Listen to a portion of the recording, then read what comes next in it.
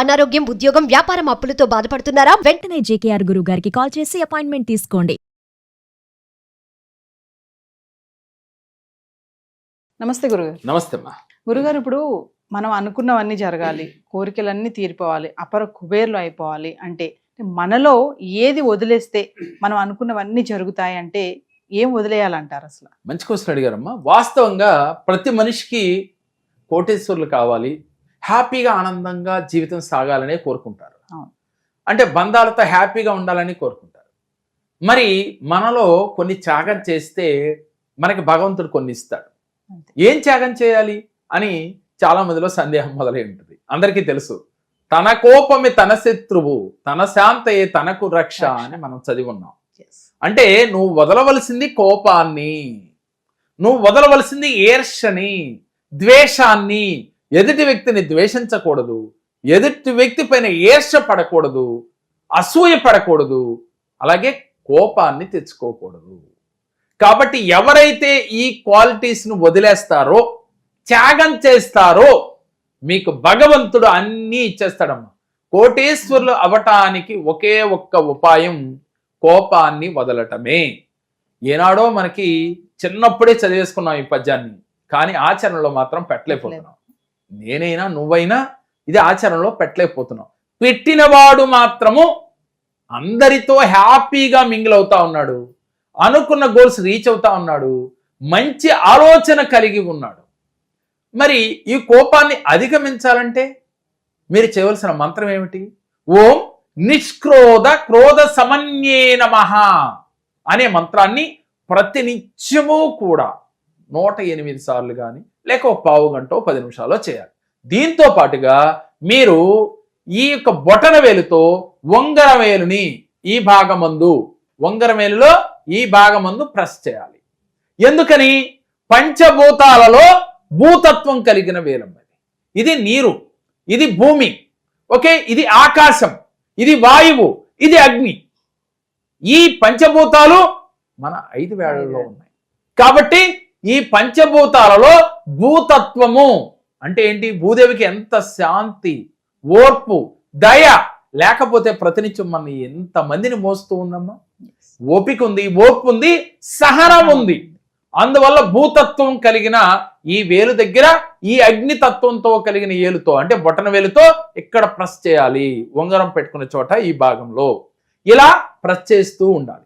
చేసి ఈ మంత్రాన్ని చదువుతూ ఉన్నట్లయితే మీలో కోపము క్రమక్రమేపీ తగ్గుతుంది. కోపమే అన్నిటికీ కారణం అంటారా? అదేనమ్మా, మనం ఏ పని జరగాలన్నా ధనం మూలం ఏక జగత్ అంటాం.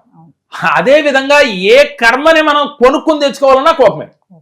ఎదుటి వ్యక్తితో గొడవ రావాలంటే కోపమే. అలాగే మన సరైన ఆలోచనలు రాకుండా ఉండాలన్నా కూడా కోపమే. కోపంలో ఉన్నప్పుడు ఏ నిర్ణయం మనం సరిగా తీసుకోలేం. ఒక్కోసారి మనం ఏం చేస్తాం? కోపంలో ఉన్నప్పుడు మనమే హింసించుకుంటాం, అలాగే ఎదుటి వారిని హింసిస్తాం మాటలతో, చేతలతో. అందువల్ల కోపము ఒక్కటి నశిస్తే మనలో అన్ని చెడు గుణాలు నశించిపోతాయి.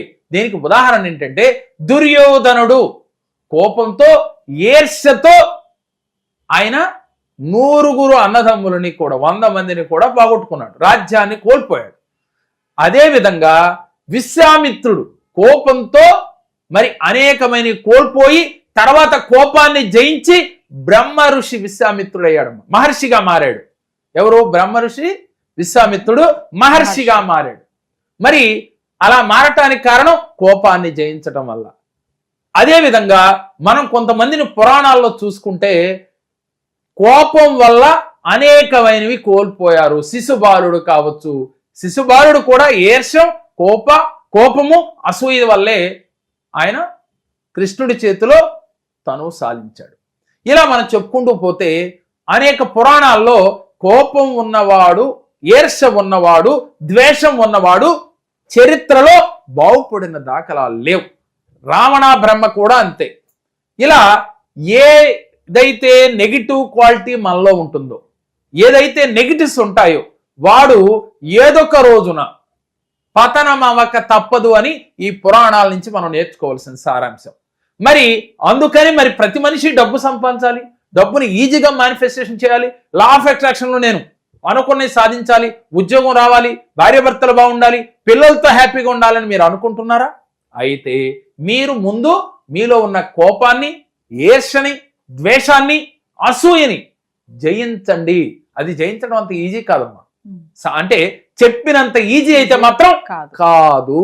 మరి దాన్ని ఈజీగా జయించాలంటే నేను చెప్పినట్టుగా మంత్రాన్ని ప్రతిరోజు మంత్రాన్ని చదువుతూ దానితో పాటుగా ఈ యొక్క ఫింగర్ని ఇలా ప్రెస్ చేస్తూ, అలాగే ఓం హం హనుమతే ఆంజనేయాయ మహాబలాయ నమః అంటూ ఈ మంత్రాన్ని రోజు 11 సార్లు మనసులో జపిస్తూ ఆంజనేయ స్వామి గుడి చుట్టూ అవకాశం ఉన్నన్ని సార్లు మీకు కుదిరినప్పుడల్లా వెళ్ళి ప్రదక్షిణలు చేస్తూ ధ్యానం చేస్తూ మెడిటేషన్, ధ్యానం అంటే మెడిటేషన్, అది ఎక్కువ సమయం మెడిటేషన్లో గడుపుతూ, అలాగే నదీ తీరాలకు కానీ సముద్రాల దగ్గరికి కానీ జలాలంటే పారుతున్న జలపాతాల దగ్గర కానీ వెళ్ళినప్పుడు చక్కగా మీ కాళ్ళలో జలపాతాల్లో పెట్టుకుని ఆ వాటర్ అంటే పంచభూతాలలో ఒకటైన వాటర్ని మనం మనసా వాచా కర్మణ మమేకమవుతూ ఫీల్ అవుతూ మీరు అక్కడ గనక మేనిఫెస్టేషన్ చేసి మెడిటేషన్ చేస్తే ఈజీగా మన కోపాన్ని మనం జయించవచ్చు.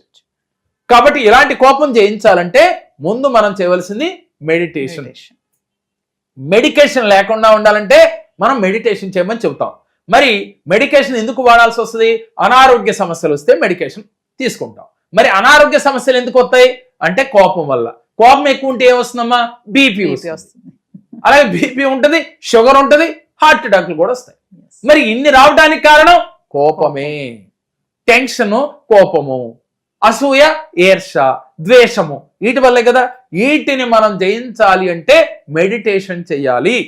అలాగే మనకు బాగా కోపం వచ్చేసింది, దాన్ని తప్పించాలి, మనం వెంటనే బయటికి రావాలి అంటే మీరు వెంటనే ఏం చేయాలంటే ఆ వ్యక్తిలో కోపం వచ్చింది, మీ మీదైనా కోపం వచ్చిందిరా, కానీ మీరు ఏదో చిన్న మాట అన్నందుకు కోపం వచ్చింది, కానీ గతంలో మీరు చాలా నా కోసం మంచి చేస్తున్నారు, ఆ మంచిని వెంటనే గుర్తెచ్చుకోగలిగితే ఆ సమయంలో రాదు. అలా రావటానికి కోసం మీరు ట్రై చేయాలి. ఒకసారిగా అయితే 2 సార్లు, 2 సార్లు అయితే 3 సార్లు, అప్పుడు వెంటనే కోపం క్రమక్రమేపీ తగ్గుతుంది. ఈ లోపుగా ఈ చాంటింగ్ చేయాలి. చాంటింగ్ చేసేటప్పుడు మైండ్ డైవర్ట్ అవుతుంది, వెంటనే కోపం నుంచి బయటికి రాగలుగుతాం. ఇలా గనక మీరు ప్రాక్టీస్ చేస్తే మీరు కోపాన్ని జయించవచ్చు. ఈ కోపాన్ని జయిస్తే అష్టైశ్వర్యాలు పొందుతారు. ఎట్లా కోపం జయిస్తే అష్టైశ్వర్యాలు వస్తాయి అంటే మీరు ఎప్పుడైతే కోపాన్ని జయించారో మీరు చేస్తున్న వృత్తి, ఉద్యోగ, వ్యాపారాలలో మనసు పెట్టి చేయగలుగుతారు. మీరు పాజిటివ్గా ఆలోచించగలుగుతారు, అంటే లాజిక్ వాడగలుగుతారు. మ్యాజిక్లు జరుగుతాయి మీ జీవితంలో. మరి మ్యాజిక్ జరగాలంటే లాజిక్ వాడాలి. లాజిక్ వాడాలంటే కోపాన్ని జయించాలి. మరి మీరు అందరూ లాజిక్ వాడతాం, అందరికీ మ్యాజిక్లు జరుగుతాయా అంటే కోపం లేనివాడు లాజిక్ ఆలోచిస్తాడు, బ్రెయిన్ వాడతాడు, వాడితే వారి జీవితంలో ఈజీగా మనీని పొందగలుగుతారు. మనీయే కదమ్మా, దేన్నైనా సాధించాలంటే మన మనసులో ఘర్షణ లేకుండా ఉండాలి. ఘర్షణ ఎందుకు వస్తుంది? డౌట్ వచ్చినా, కోపం వచ్చినా, ఈర్ష్య వచ్చినా, ద్వేషం వచ్చినా ఘర్షణ వస్తుంది. అలాంటి ఘర్షణ లేకుండా ఉంటే మీరు ఈజీగా మేనిఫెస్టేషన్ చేస్తారు, ఈజీగా యూనివర్స్ కనెక్ట్ అవుతాయి, పంచభూతాలు కనెక్ట్ అవుతాయి, అష్టైశ్వర్యాలు మీ చెంతనే ఉంటాయి.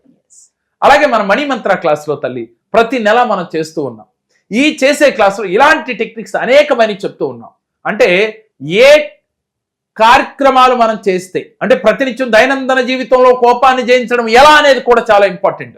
ఎలాంటి మెడిటేషన్ చేస్తే కోపాన్ని జయించగలం, అదేవిధంగా జీవితంలో ఉన్నత శిఖరాలను మనం అవరోధించాలి అంటే ఏం చేయాలి, అలాగే జీవితంలో విజయ మార్గంలో నడవాలంటే మనం ఏం చేయాలి, ప్రతినిత్యం ఉదయం లేచిన కానించి రాత్రి పడుకునే వరకు జీవితంలో ఎలా ఉండాలి, ఈ అనంత బ్రహ్మాండం అంతా మీకు అనుకూలంగా మారాలంటే, యూనివర్స్ మిమ్మల్ని ఎస్పాస్ అనాలి అంటే, యూనివర్స్ మీతో కనెక్ట్ అవ్వాలి అంటే, మీరు నమ్మిన దైవం యొక్క అనుగ్రహం మీకు కలగాలి అంటే, మీరు ఎప్పుడు పుష్కలంగా డబ్బుతో, ఆనందంతో, ఐశ్వర్యంతో మీరు తోగాలి అంటే మా మణి మంత్ర క్లాసులో ఒక్కసారి జాయిన్ అయ్యి చూడండి. మీ జీవితంలో డబ్బు, సంపద, ఆరోగ్యం, ఆనందం ఎప్పుడూ ఉంటాయి. కానీ మీరు ధైర్యం చేసి ఒక్కసారి జాయిన్ అయ్యి చూస్తే మీ జీవితమే అద్భుతంగా మారిపోతుంది. కావాలంటే ప్రాక్టికల్ గా చేసిన వారికి అనుభవాలను మేము వీడియో ద్వారా మీకు పెడుతూ ఉన్నాం. మీలో ఎవరైనా ఇలాంటి సమస్యలతో బాధపడుతున్నారా? మరి యూనివర్స్ తో ఎలా కనెక్ట్ అవ్వాలి, కనెక్ట్ అయితే ఎలాంటి విజయాలు సాధిస్తారు, ఇలాంటివన్నీ తెలుసుకోవాలంటే ఏప్రిల్లో జరగబోయే గురువు గారి మనీ మంత్ర ఆన్లైన్ క్లాసెస్ కి ఖచ్చితంగా ఎన్రోల్ చేసుకోండి. కింద కనిపిస్తున్న నెంబర్ కాల్ చేస్తే మా టీం మీకు అందుబాటులో ఉంటుంది. సో కొంచెం ఫైనాన్షియల్ డిస్టర్బెన్సెస్ వల్ల, ఇంకో ఇంట్లో కొంచెం మనశ్శాంతి లేకపోవడం వల్ల సార్ దగ్గరికి వచ్చాను. సార్ మా ఇద్దరు జాతకాలు చూశారు అండ్ రెమెడీస్ చెప్పారు. వాళ్ళు చెప్పిన రెమెడీస్ మేము పాటించి ఒక 1 year తర్వాత మేము ఈ వీడియో చేస్తున్నాము. మాకు చాలా మంచిగా జరిగింది. ఎంత మంచిగా జరిగిందంటే ఒక 50% మా మైండ్ లో ఉన్న టెన్షన్స్ అన్ని వెళ్ళిపోయాయి. నమస్తే గురుగారు. నమస్కారం అమ్మా.